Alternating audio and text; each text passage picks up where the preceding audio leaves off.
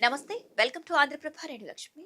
కాంగ్రెస్ రాజకీయాలు అంటేనే ఎప్పుడూ ఒక హై వోల్టేజ్ డ్రామా. బయటకు ప్రశాంతంగా కనిపిస్తున్నా లోపల మాత్రం ఏదో ఒక పెద్ద తుఫాన్ నడుస్తూనే ఉంటుంది. ఇప్పుడు ఆ తుఫాను కాస్త తీవ్ర రూపం దాల్చడంతో కర్ణాటక కాంగ్రెస్లో అసంతృప్తి జ్వాలలు ఒక్కసారిగా ఎగిసిపడుతున్నాయి. సీఎం పీఠం కోసం, మంత్రుల పదవుల కోసం ఆధిపత్య పోరు కొత్తేమీ కాకపోయినప్పటికీ ఈసారి మాత్రం కాంగ్రెస్ పాలిటిక్స్ లిమిట్స్ క్రాస్ అయ్యాయనే అభిప్రాయాలు వ్యక్తమవుతున్నాయి.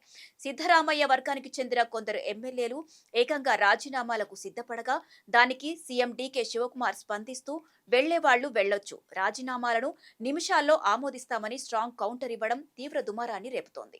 అసలు ఈ మంత్రివర్గ విస్తరణలో ఏం జరుగుతోంది? 19 మంది మంత్రుల ప్రమాణ స్వీకారం వెనక నడిచిన అసలు రాజకీయమేంటి?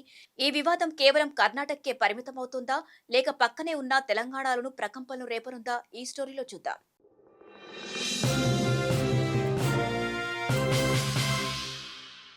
సాధారణంగా ఏదైనా పార్టీలో పెద్ద కార్యక్రమం జరిగినప్పుడు ఆ పార్టీకి చెందిన అత్యంత కీలకమైన పెద్ద ఆయన హాజరు కాకపోతే 10 మంది 10 రకాలుగా మాట్లాడుకోవడం సహజం. సరిగ్గా కర్ణాటక లోక్ భవన్ లోనూ అదే జరిగింది. కొత్తగా మంత్రివర్గంలో చోటు దక్కించుకున్న 19 మంది ఎమ్మెల్యేల ప్రమాణ స్వీకారోత్సవం కన్నుల పండగగా జరిగింది. ఒకరి తర్వాత ఒకరితో గవర్నర్ ప్రమాణం చేయిస్తుంటే కొత్త మంత్రులు శాలువాలు కప్పుకుంటూ ఒకరినొకరు శుభాకాంక్షలు తెలుపుకుంటూ సందడి చేశారు. అక్కడి వరకు అంతా బాగానే ఉన్న ఈ కార్యక్రమంలో ఒక కీలక నేత కనిపించకపోవడమే ఇప్పుడు అందరి దృష్టిని ఆకర్షించింది. ఆయనే మాజీ సీఎం, కాంగ్రెస్ సీనియర్ నేత సిద్ధరామయ్య. అంత కీలకమైన ప్రమాణ స్వీకార కార్యక్రమానికి ఆయన గైర్హాజరు కావడం రాజకీయ వర్గాల్లో తీవ్ర చర్చనీయాంశంగా మారింది. నిజానికి ఆయన అక్కడ లేకపోవడం వెనుక పెద్ద వ్యూహమే ఉందనే ప్రచారం కూడా జరుగుతోంది. బహిరంగంగా గొడవ పడకుండానే అక్కడ హాజరు కాకుండా తన నిరసనను వ్యక్తం చేస్తూ కొత్త మంత్రుల ఎంపికపై తనకున్న అసంతృప్తిని హైకమాండ్కు, సీఎంకు మౌనంగానే సందేశంగా పంపారనే అభిప్రాయాలు వినిపిస్తున్నాయి. అయితే ఈ వ్యవహారాన్ని సీఎం డీకే శివకుమార్ తనదైన స్టైల్లో హ్యాండిల్ చేశారని తెలుస్తోంది. పాలిటిక్స్ లో మాస్టర్ మైండ్ గా పేరున్న డీకే ఈ గైర్హాజర్ పెద్ద వివాదంగా మారకుండా వెంటనే ఒక మంచి కవర్ డ్రైవ్ ఇచ్చారు. సిద్ధరామయ్య కోపంతో ఈ కార్యక్రమానికి రాకపోవడం ఏంటి, 3న ఆయన పుట్టినరోజు కదా, అందుకే హాజరు కాలేదని చెప్పారు. అంతేకాదు ఆ 19 మంది మంత్రుల జాబితాను రెడీ చేయడంలో ఆయనకు కూడా భాగముందని చాలా చాకచక్యంగా పరిస్థితిని సర్దుబాటు చేసే ప్రయత్నం చేశారు. కానీ రాజకీయాలను గమనించే వారికి అసలు కథ ఏంటో ఇట్టే అర్థమైపోతుంది.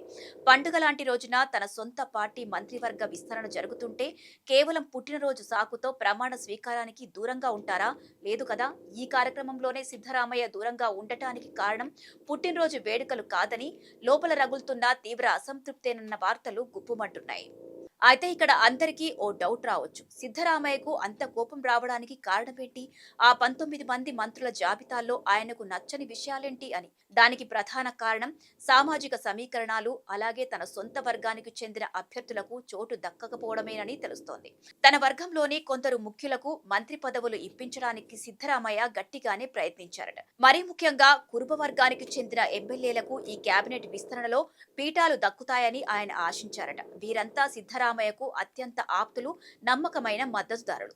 కానీ చివరి నిమిషంలో హైకమాండ్ ఖరారు చేసిన 19 మంది జాబితా చూస్తే వీరి పేర్లు మాయమయ్యాయని సమాచారం. తన మాట చెల్లకుండా డీకే వర్గమే పైచేయి సాధించిందనే భావన సిద్ధరామయ్యలో కలిగిందని, అందుకే ఆయన వ్యూహాత్మకంగా సైలెంట్ అయ్యారని తెలుస్తోంది. అయితే సిద్ధరామయ్య అనుచరులు మాత్రం ఊరుకోలేదు. అలాగని వాళ్లు కేవలం మాటలకే పరిమితం కాలేదు. ఏకంగా చర్యలకు దిగారు. ఎమ్మెల్యే యశ్వంత రాయగౌడతో పాటు మరో ఎమ్మెల్యే వెల్లూరు గోపాలకృష్ణ ఏకంగా తమ పదవులకు రాజీనామాలు చేశారు. ఇది కేవలం 2 ఎమ్మెల్యేల రాజీనామా మాత్రమే కాదు, మంత్రి పదవులు దక్కలేదని సిద్ధరామయ్య వర్గంలో ఉన్న అసంతృప్తి చూపించే ఒక హెచ్చరిక అని చెప్పొచ్చు. ఓవైపు రాజీనామాలు, మరోవైపు విమర్శల దాడి పెరుగుతున్నప్పటికీ సీఎం డీకే శివకుమార్ ఏమాత్రం వెనక్కి తగ్గలేదు సరికదా. ఇక్కడే డీకే మార్క్ రాజకీయాన్ని చూపించారు. ఈ క్రమంలోనే ఆయన చాలా అగ్రెసివ్ గా స్పందిస్తూ అసంతృప్త ఎమ్మెల్యేలకు ఊహించని రేంజ్ లో వార్నింగ్ ఇచ్చారు.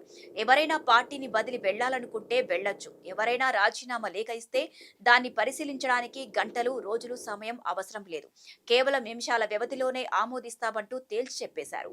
మొత్తంగా కర్ణాటక కాంగ్రెస్ లోని తెలంగాణలోని ఈ పరిస్థితి మనం కాస్త లోతుగా విశ్లేషిస్తే కొన్ని ఆసక్తికరమైన విషయాలు బయటకు వస్తాయి. ఆ రాష్ట్రంలో ప్రస్తుతం డీకే వర్సెస్ సిద్ధరామయ్య అన్నట్లుగా సీన్ మారిపోయింది.